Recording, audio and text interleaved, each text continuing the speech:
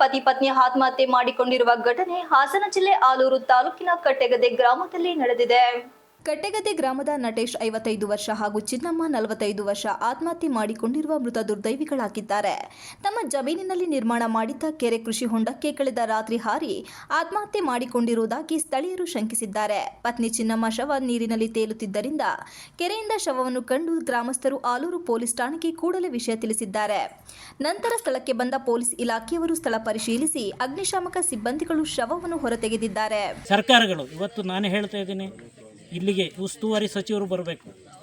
2 ದಂಪತಿಗಳು ತೀರಾಗಿದ್ದಾರೆ.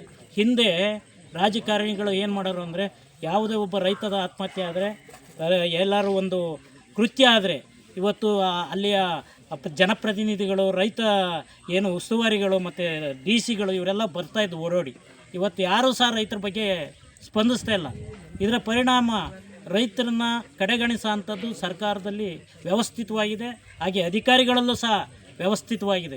ಇಂಥ ಪರಿಸ್ಥಿತಿಯಲ್ಲಿ ನಾನು ಹೇಳ್ತಾ ಇದ್ದೀನಿ, ಇಲ್ಲಿಯ ನಮ್ಮ ರೈತರುಗಳು ಯೋಚನೆ ಮಾಡಬೇಕು. ಇವತ್ತು ಈ ದಂಪತಿಗಳಿಗೆ ಆಗಿರುವ ಅನ್ಯಾಯವನ್ನು ನಾವೆಲ್ಲರೂ ಒಕ್ಕರರಿಂದ ಪ್ರತಿಭಟಿಸಬೇಕು.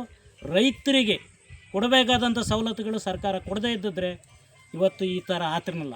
ಅವರು ಕೊಡದ ಪರಿಣಾಮವಾಗಿ ರೈತರ ಆತ್ಮಹತ್ಯೆಗಳ ಹಾದಿಯನ್ನು ಹಿಡಿತಾ ಇದ್ದಾರೆ. ಬೆಳೆ ನಾಶ ಆಗ್ತಾಯಿದೆ. ಮಳೆ ಹೆಚ್ಚಾದಾಗ, ಮಳೆ ಬರದೇ ಇದ್ದಾಗ ಪ್ರತಿಯೊಂದು ಹದ ಮಿದ ನೋಡಿ ರೈತ ಹಾಕ್ತಾನೆ.